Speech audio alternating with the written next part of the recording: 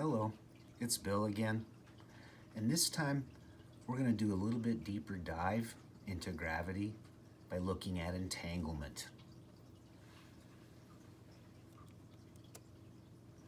First, we need to get some definitions out of the way. Start with cosmic event horizon. That's the maximum boundary for any given host particle consisting of a spherical horizon that behaves much like an inverted universe-sized black hole, relative only to the host. Cosmic horizons cause the emergence of dark energy, which appears to redshift objects out of a given host particle's observable universe. Cosmic event horizons are the engines that process information and redistribute entropy from local to cosmic scales. Host particle. A fundamental particle at the center of its own cosmic horizon, which defines the limits of its observable universe. A host particle cannot cross its own horizon, although the horizon size dynamically evolves. A host particle has a universe worth of information associated with it, 10 to the 122 degrees of freedom, in the form of horizon Planck areas, Hawking photons, and other guest particles. Host space. The unique relative space between a host and a host's cosmic event horizon. Guest particle. Any particle within a host particle's observable universe that is not the host itself. Guest particles interact dynamically with host horizons and can appear to exit the host's universe via cosmic horizon redshifting. Guest particles have 1 degree of freedom. Entanglement occurs when two matter particles in spin superposition interact, establishing a quantum link that forces their spin states into correlated discrete up-down values. Entanglement causes an energy relationship between the host and the guest, which allows for the instant correlation of spin information, also known as spooky action at a distance.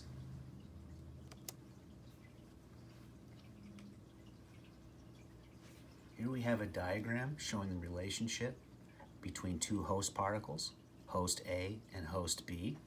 And what we see is that they're only 10 micrometers apart in 3D space, but host A has a cosmic horizon that is 13.8 billion light years away, and host B has its own cosmic horizon that's also 13.8 billion light years away.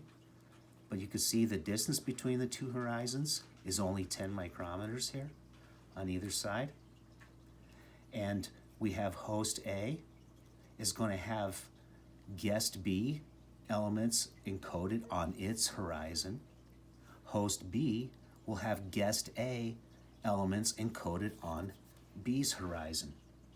These horizons have 10 to the 122 bits.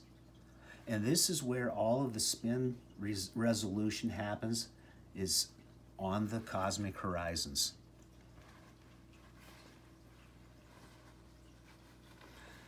One thing to realize here is that guest particles are data replicas of the host for a given host's observable universe.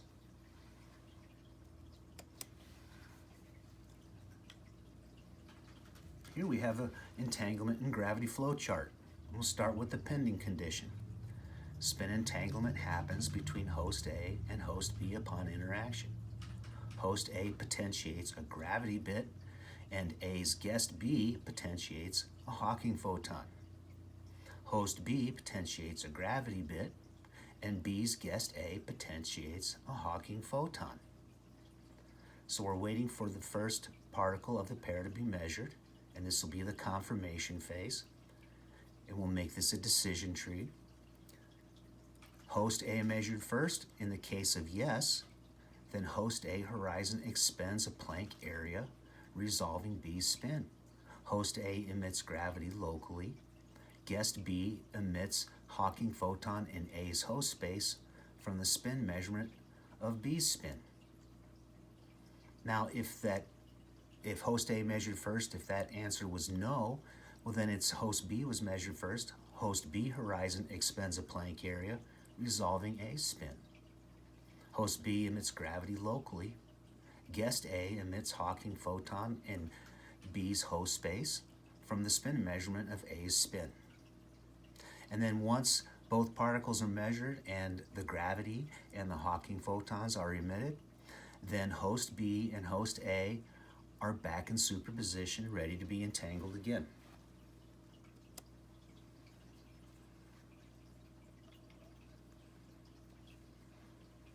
So here we have step one. A and B are both in superposition. It means neither particle is up or down. You can think of it as a spin ground state, as zero. Consider up spin to be a positive one and down spin to be a minus one.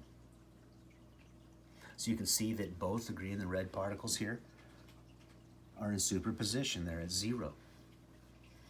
And you can see that A has holographic elements here of host A, which this is host A and this is host A's horizon, but it also has guest B particles related to B. And then B has its cosmic horizon over here, and it has host B spin information on this horizon, but it also has guest A information on the horizon as well. So holographic host horizons contain their host particle spin information holographically encoded, along with all guest particles' holographic spin, so that all elements of A and B exist at every area on both A and B's cosmic event horizon. Step 2, particle collision. At this point, you can see that both A and B are still in superposition. Neither was spin locked. Now, step 3 is the entanglement energy. This creates a bit of entanglement energy that will correlate host A's observable universe with host B's observable universe. So this is sort of the pending condition. The energy that exchanged between A and B while they're both in superposition causes an entanglement bridge between A's observable universe and B's observable universe.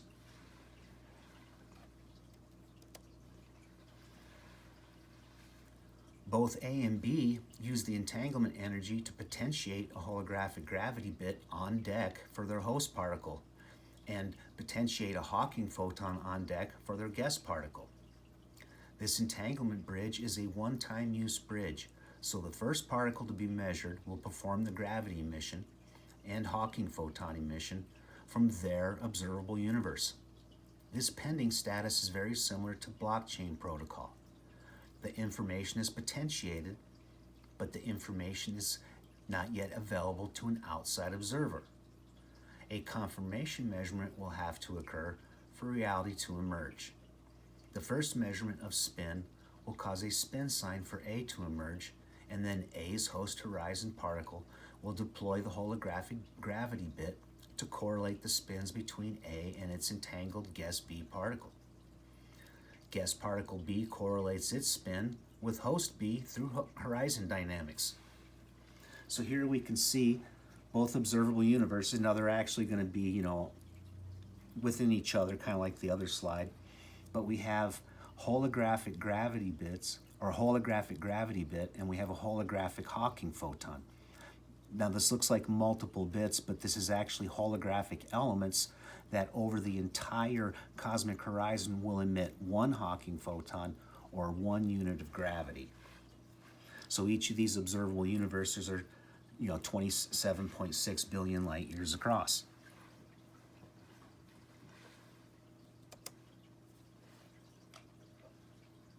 So both A and B are waiting to be the first particle to have their spin measured. Both have holographic gravity bits on the horizon on deck, ready to resolve the spins between A and B, and both also have Hawking photons potentiated for the guest particles. Say A is measured first. Then the entanglement bridge is broken and A's observable universe becomes the observable universe that will erase a Planck area of negative energy from A's horizon to correlate host A's spin with guest B's. Host B's horizon is not involved in the resolving of spin uncertainty when A is measured first. B's host space is affected when gravity becomes local, but A's cosmic horizon handles the gravity emission and entropy management. This is the confirmation aspect, where potentiate or pending information becomes reality upon measurement of A's spin. Since A was measured, now A has emerged spin, assume up +1. Measurement of A is what caused the pending status to become confirmed status, causing A's cosmic horizon to resolve B's spin to down or -1. Holographic horizon gravity bits are used to correlate a host particle's spin with the host horizon's guest particle spin.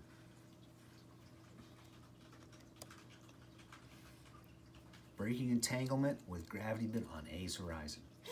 Particle A used the gravity bit from A's cosmic horizon to correlate the spins, as we talked about before, costing the cosmic horizon 1 Planck area of negative energy, which is then erased, causing A's cosmic horizon to shrink 1 Planck area.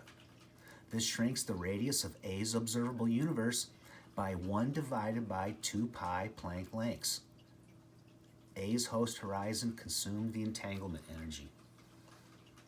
Guess B's bit still has stored energy from the entanglement on A's horizon to emit a potential Hawking photon if A was the first particle to be measured to resolve spins.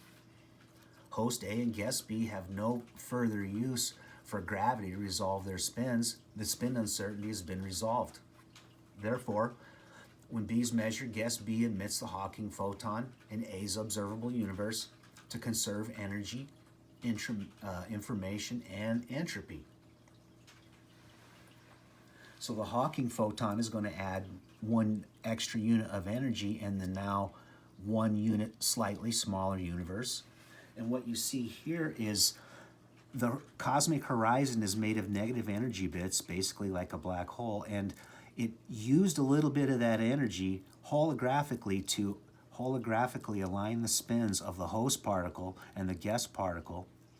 And then when that was done, it erased that, which caused gravity to be emitted locally.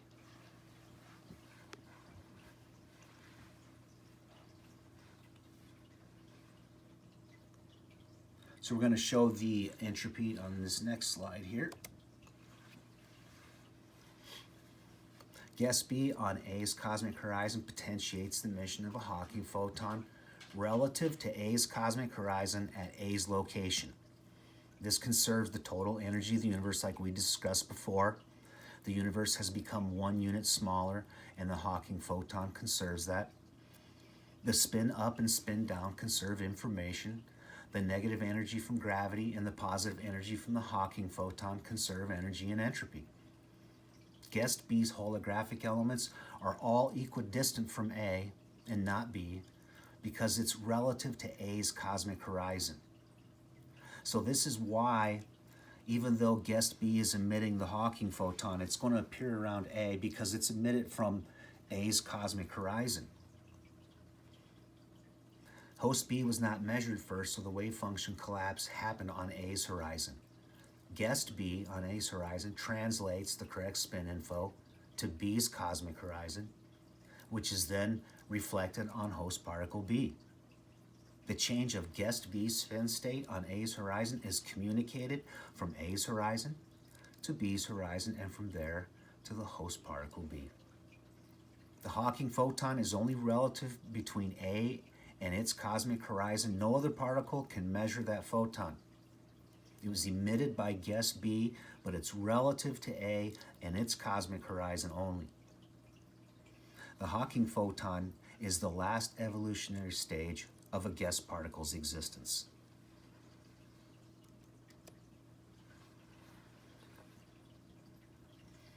By the time B is measured and guest B emits a Hawking photon in A's observable universe, both particles have all of their spin information and are exhausted and are in spin superposition, ready to entangle with other matter spin particles, which are in superposition as well.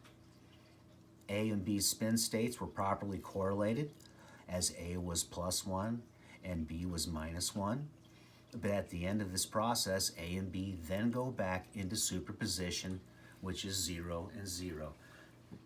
So all of the spin resolution and entropy management happened over in A's cosmic horizon. And then the spin states were correlated, and then you could see the spin states here correlated first.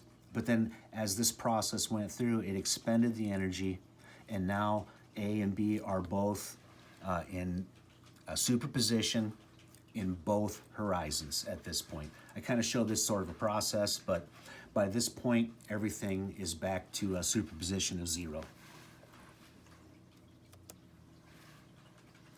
And that's the video on entanglement. And this was a deeper dive than we've done before. Thanks for watching. Please leave comments. Also, watch my other videos, particularly Come Discover Gravity Max in Me, and also the new second law, entropy of the universe. That was kind of related to what we talked about today. And keep thinking and keep exploring. Have a great day.